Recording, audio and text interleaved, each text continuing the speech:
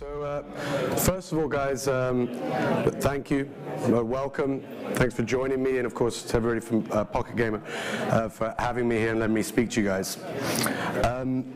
In 1992, we, my friends, started adding Mario Kart to our Saturday mornings, alongside of playing or watching cartoons like Transformers. Now we sat side by side and we started playing a competitive game. Competitive gaming for me then became a thing. I'm sure that each of you out there has a similar story or a similar experience of that first time you felt that joy of adding competition to the way that you play a game, beyond just ranking high score, which of course, you know, is also fun, but that feeling of going head to head against somebody, victor, loser, really set something. That was the distant past. Standing here now, we're talking about a pretty broad topic, which is the future of esports. It's such an incredibly dynamic and fast-paced business industry that essentially the future of esports is being written by millions around the world, even as we congregate here today. Now, it's not written by me, obviously, and ESL plays a large role in it, but it's not written by them. It's actually the millions that have adopted this pastime, this passion, this form of entertainment, this social interaction, this social experience into their lives. In saying that, of course, I should address a little bit that ESL does play a massive role in this. You know, we cover almost 60% of the global esports audience, engage approximately 175 million gamers, and create over 27 billion minutes of content that gets watched yearly. Esports and its growth and its size can be a really tough topic for people to fathom and understand. And the idea that we've gone in a relatively short time from the garages, the hotel lobbies, the CRT monitors, to now filling stadiums and crowning global superstars, you know, that's one. So I'll ask Harry if you can cue up a quick video here.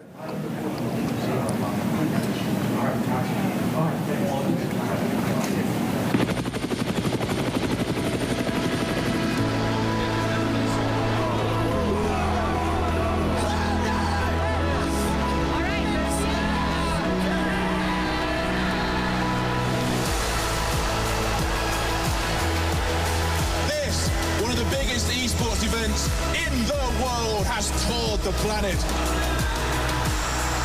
I just want to say thanks to all fans who's come here to support us. It means a lot to me. Love you guys. All we want to do is play on the big stage. This is where we grow as players. I think everyone's just really pumped up to get out there. It's a grand stage for a grand game. Against the best in the world. Unbelievable. What a storyline that is.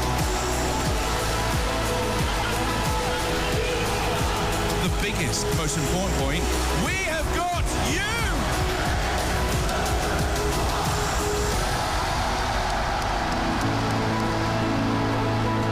All of you here in the arena, we're part of history.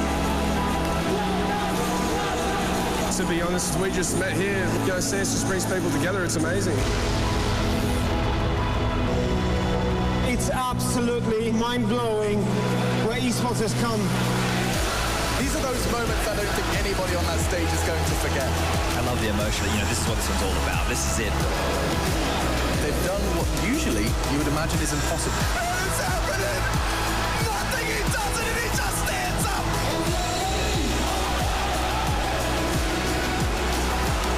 Thanks a lot, guys. You guys made this a great show. We'll never forget the tournament. Just beautiful.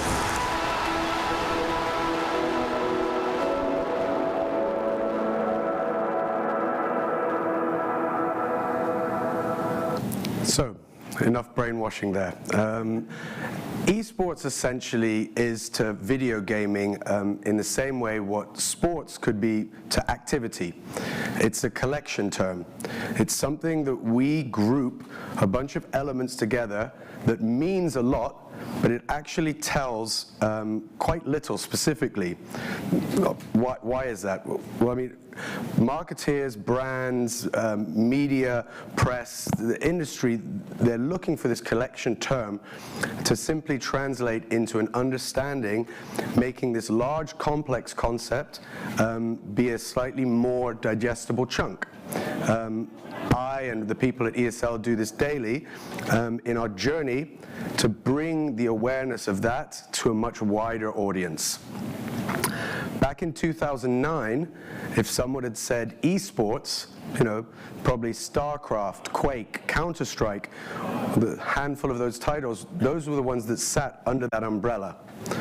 Flash forward to 2014, Call of Duty, Dota, League, Street Fighter, many more joined into that group, into that collection term. Competitive gaming is something that the publisher and the developer of a game choose to adopt. They decide to put those features into their game that allow the players to be part of it. Ranking, matchmaking, letting players meet in a specific lobby, and ultimately the tools to take that play and let the rest of the world, the rest of the community spectate that and watch them as they play in competition.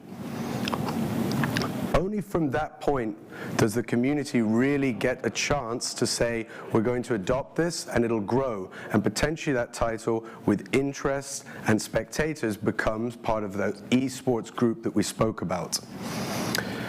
So let's make an example here.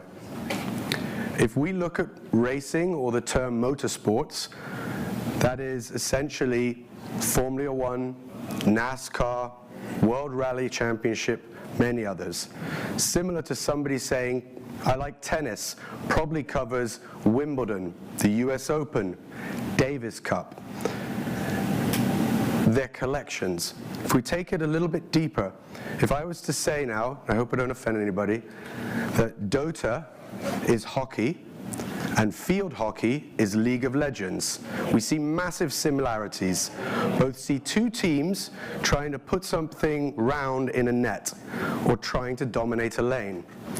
But both ecosystems, as huge as they are, as passionate the fans are, with all the nuances, all the different players, the different sponsors, the different broadcasters, all of those are unique to those sports, yet they're so similar and they sit under that same umbrella. However, we know that in ice hockey, if an enforcer throws off his gloves and goes toe-to-toe against something, that's a moment for fans to cheer and scream about, whereas that same squaring off would be completely not tolerated in field hockey. Both are in the Olympics, great similarities. Now we move forward and look at how those sports, or many sports like that, how that broadcast has evolved with those sports and those nuances. Most of them used to be one viewpoint, up high, somewhere in the bleachers, showing the entire arena. And then, of course, over a certain amount of time, they try out different things. In hockey, they tried putting a superimposed glowing element on the puck so you could follow it easier around the ice. Football introduced sideline cams where you could see coaches talking, communicating, calling those important moments in the clinch last minutes of a game.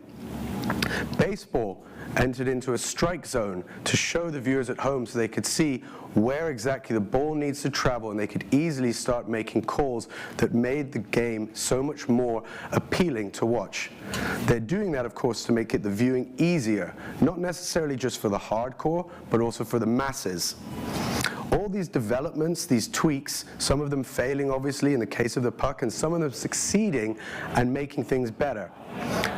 Where we stand now in esports is very similar. It's becoming so mature that broadcasters, sponsors, streamers, and players are constantly fine-tuning the consumption of esports, specific to title, and of course, specific to making the game, the thing that they're passionate about, become more accessible. Each step takes us further, as it has done in conventional sports, growing the players, giving them more opportunity to express themselves, whether it's a close-up on camera, a post-match interview. Each one of these steps seems obvious, but of course, each step only becomes normal when it becomes something that's financially doable and there's an appetite for it, and it becomes part of esports and the presentation of esports. Motor racing, or Formula One, decided to broadcast the qualification days on Saturdays, and then in that, doubling the time of exposure, the time that they are in people's mind's eye, all the elements that come with. That's going to make sponsors happy, viewers happy, drivers happy. Everybody wins in that. In a similar way, we see that in esports now, broadcasters are beginning to show the week leading up to a stadium final. Before we even enter the stadium, we'll have a week of the actual qualification. The teams are larger that get to be invited there. This gives more exposure again to those teams, to their sponsors, to the sponsors of the event, growing the way that that works, so that there's actually a real, even bigger meaning for who gets to make it to that stadium. Once we see that critical mass and those stadiums become this kind of experience, it's now looking at how can we make that game specific. For example, in the Barclays Arena in Counter-Strike, when there's the countdown timer to detonation, the stage and the entire arena is flashing red. Everybody is immediately made aware, whether they're walking back to their seats with a drink or whether they're sitting there cheering, that something special is happening. We're taking that level of game integration and passing it off into the stadium to make it much more enjoyable for everybody that's there, whether it's the hardcore fan or it's the friend that they dragged along. The same way that you can spectate now in VR, following along, or see the statistics of players in AR as it's superimposed on the screen. Again, following along to several steps that happen in other sports and other entertainment factors that are now becoming normal place in esports. But of course, that's only the tip of the iceberg.